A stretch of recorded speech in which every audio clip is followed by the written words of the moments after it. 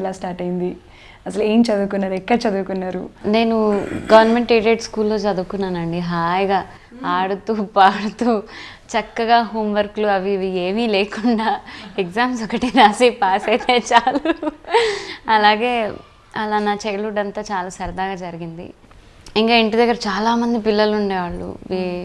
Joint family మాది. అత్తయ్యలు పిల్లలు, పెద్దనాన్న వాళ్ళ పిల్లలు, ఇలాగా కాలనీలో మేము ఉండే ఆ సందులో పిల్లలు అందరం కలిపి ఒక 40-50 మంది ఉండేవాళ్ళం. రోజు ఆడుకోవడం, గోటీలు అవి ఇవి చాలా సూపర్గా జరిగింది నా చైల్డ్హుడ్. నేను కెరీర్ అంటే యూకేజీ నుంచి డబ్బింగ్ చెప్పడం స్టార్ట్ చేశాను. నేను యూకేజీ నుంచి డబ్బింగ్ చెప్పడం స్టార్ట్ చేశాను. మా నాన్నగారు, అవును, యాక్చువల్గా డబ్బింగ్ ఆర్టిస్ట్ నేను. మా నాన్నగారు డబ్బింగ్ చెప్పేవాళ్ళు. అలా చిన్నపిల్లలు ఎప్పుడన్నా కావాలి వీళ్ళు చెప్పాలి అంటే తీసుకెళ్ళేవాళ్ళు. సో అలా డబ్బింగ్ చెప్పింది మీకు ఏమైనా గుర్తుంది? అసలు చిన్నప్పుడు మీరు చిట్టి చిట్టి మాటలు ఏం చెప్పారు? భలే డెన్వర్ అని వచ్చేది టీవీలో. భలే డెన్వర్ అని ఒక కార్టూన్ ఫిల్మ్ వచ్చేది. మా అక్క దానిలో మెయిన్ లీడ్కి డబ్ చేసేది. నేను చిల్లర క్యారెక్టర్ అని నేను చెప్తూ ఉండేదాన్ని. నాకేంటి, నాకు ఏం లేదు, ఒక చాక్లెట్ ఇస్తా అన్నా లేకపోతే ఒక ఇడ్లీ. అప్పట్లో ఏంటి, నాకు పెద్దగా అంటే నాకు ఇడ్లీ ఇష్టం. నాకు నీకు ఇడ్లీ ఇప్పిస్తాను రా అంటే వెళ్ళిపోయి చెప్పేసేదాన్ని. నాకు పెద్దగా కోరికలు ఏం లేవు, సింపుల్గా ఉండేది. అలా భలే డెన్వర్ అన్న దాంతో స్టార్ట్ అయ్యి తర్వాత ఈటీవీలో అంతరంగాలు, విధి, కళంకిత, అన్వేషణ, ఇంకా ఏ సీరియల్ చెప్తే అందులో ఒక 2-3 మెయిన్ లీడ్స్కి చెప్పేదాన్ని. అలాగా స్టార్ట్ అయింది. 10th అదంతా అయిపోయింది. మధ్యలో నన్ను తీసుకెళ్ళి సంగీతంలో జాయిన్ చేశారు.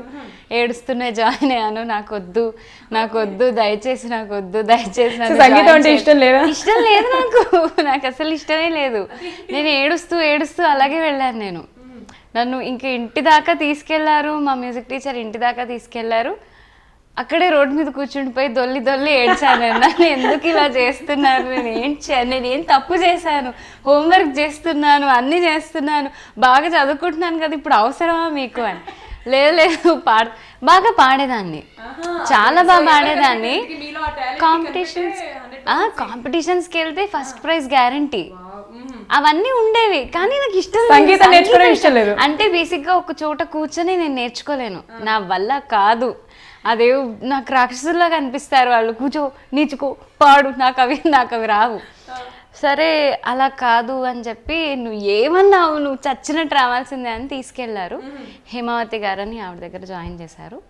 ఆవిడ సంగీతం ఎవరు నేర్చుకోమన్నారు, నిన్ను బుజ్జి పాటలు నేర్పిస్తాను, అవి నేర్చుకో అన్నారు. అంటే ఫస్ట్ 4-5 క్లాసులు చాలా బాగా జరిగాయి. మంచి పాటలు, సూపర్ సాంగ్స్ నేర్పించారు. అయ్యుడెవరో చాలా బాగున్నారు, ఇలాగే గడిపేస్తే బాగుండు అనుకున్న టైంలో, నువ్వు సరిగమలు నేర్చుకుంటే నీకు పాట నేర్పిస్తాను, లేకపోతే లేదు.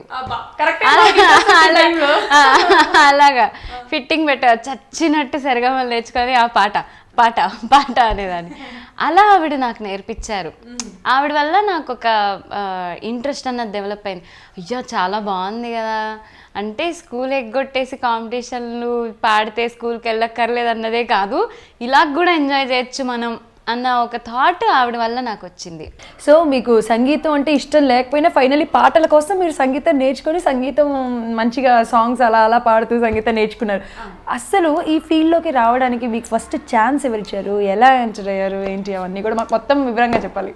అయితే మా తర్వాత రామాచారి గారి దగ్గర జాయిన్ అయ్యాను. దాని తర్వాత వైజర్స్ బాలసుబ్రహ్మణ్యం గారని ఆయన దగ్గర రీసెంట్గా ఒక 8 ఏళ్ల బట్టి ఆయన దగ్గర నేర్చుకుంటున్నాను నేను. ఆయన యాక్చువల్గా నోటేషన్ ఎలా రాయాలి ఏంటి అన్నది ఒక నా సింగింగ్ స్టైల్ని మార్చిన ఆయన బాలసుబ్రహ్మణ్యం గారు, నా రీసెంట్ గురు. అలాగే నేను ఇది నేర్చుకుంటున్నాను. సైమల్టేనియస్గా నేను డబ్బింగ్ చెప్తానని తెలుసా.